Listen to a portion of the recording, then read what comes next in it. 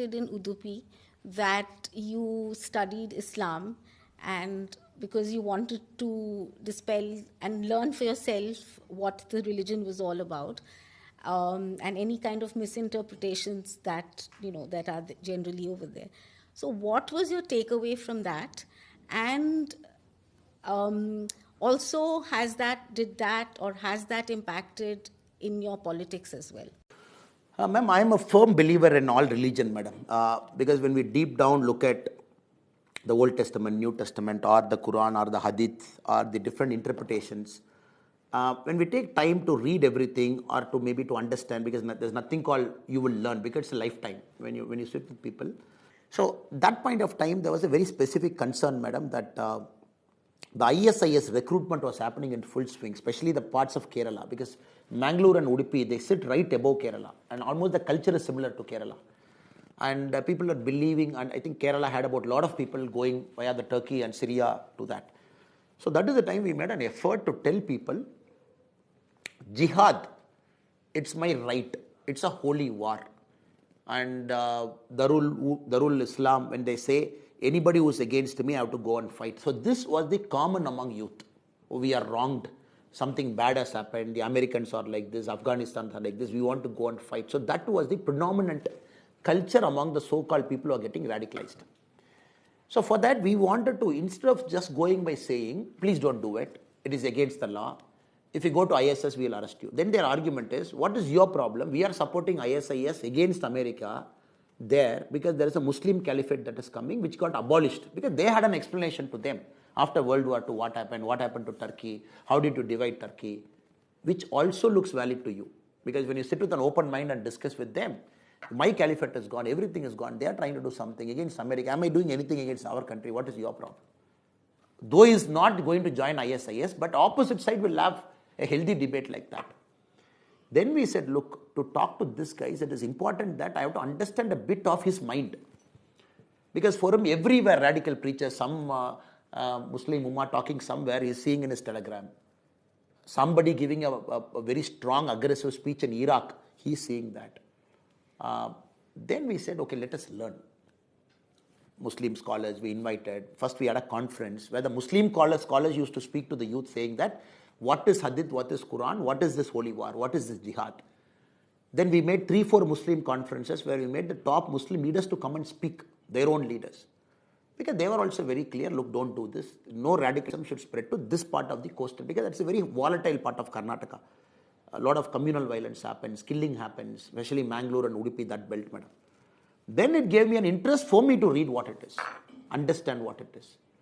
Then talk to different people, interpretation of one, multiple interpretation. One line of Quran is interpreted 100 times by 100 different people. In India, the Deoband school will say something, they will say something. The New Delhi cleric, he will say something.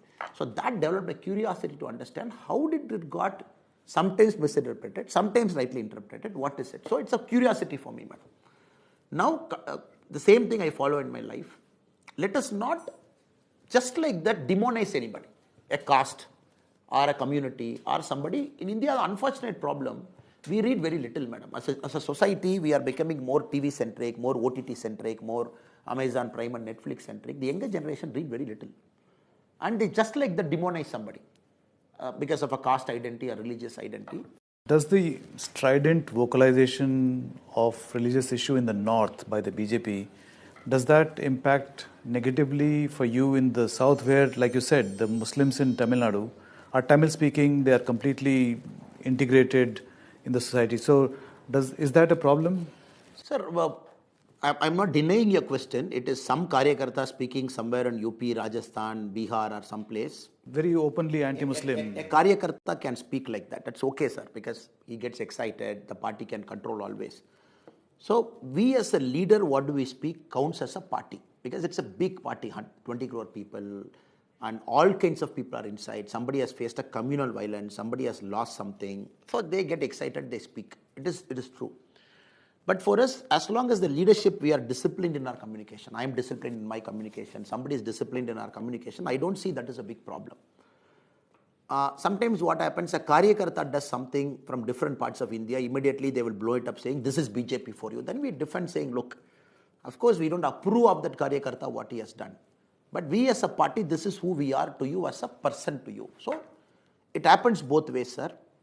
But I believe we are very disciplined in communication as a party. So you do think it's unfortunate that some Karyakartas will very frequently say, Muslims, you don't belong here, go to Pakistan if you don't believe in our... I think it's unfortunate, sir. It's unfortunate because party is very big. We personally make sure that we don't allow people to speak that language because everybody is part of our country, part of our Bharatiya spirit. You cannot just say, who am I to say you don't belong to India? My first question to anybody, sir, who am I in this country to say you don't belong to my country? That itself is wrong. It's our country. And second, again, the very unfortunate part, terror doesn't see a religion. We have seen everywhere in our country, where I'm very particular is, terror doesn't see a religion. In Tamil Nadu, you are now the face of BJP. In this part of the country, we recognize you as the face of the BJP. BJP is Annamalai and Annamalai is BJP in Tamil Nadu. And in 2026, there are going to be assembly elections. Would you expect your party to nominate you as Chief Minister candidate well in advance? Because the elections are becoming more and more leader-centric now. I always believe in politics there should be an accountability, sir. Where I'm answerable to somebody can question me. That's how democracy goes. But